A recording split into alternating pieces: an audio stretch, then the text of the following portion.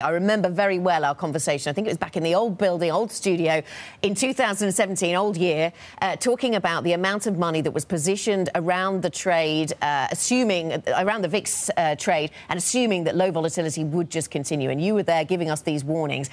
My question then, first off, is how far through this unwind are we? I've got this chart of 64.50, just underlines the selling we've seen at the end of the US sessions every day, as if we're holding things in store for the end of each trading day, and then we take another leg down on certain days, at least this week. How far through this are we?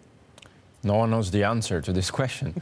However, what we have seen is that so far the sell-off has been concentrated across equity markets, which was one of the areas where the volatility trade was most crowded. However, there is a possibility that it spreads to other markets too.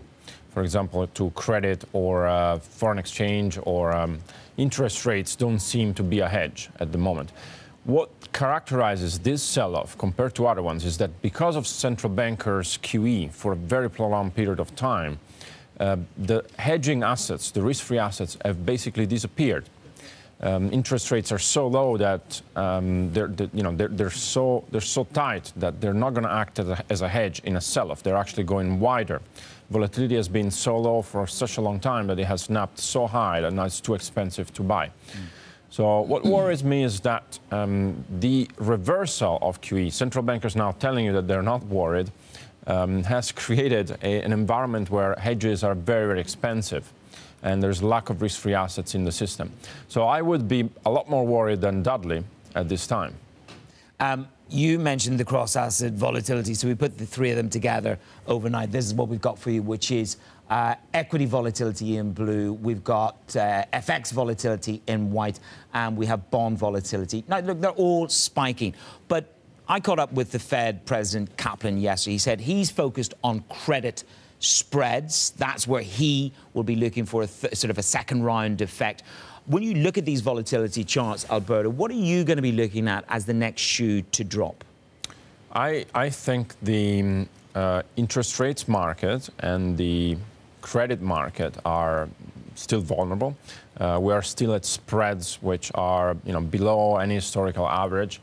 And that has an impact on the real economy because companies have levered up over the last 10 years. They've done M&A, buybacks, sometimes very aggressive in the last 18 months. And this increases their funding costs. So what you have seen so far is increased volatility in markets, but still easy financial conditions for companies.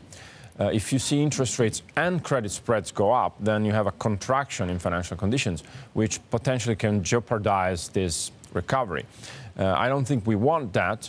I also think that the fulcrum in this equilibrium are the ECB and the BOJ, because so far the ECB and the BOJ, if you look at global central bank balance sheets, have supported bond yields also in the US. So global central bank balance sheets are still expanding. When the ECB and the BOJ later on get a bit less dovish, then then you really have a turn in the bond and the credit market. So it may not be completely this time, but we have to start being worried.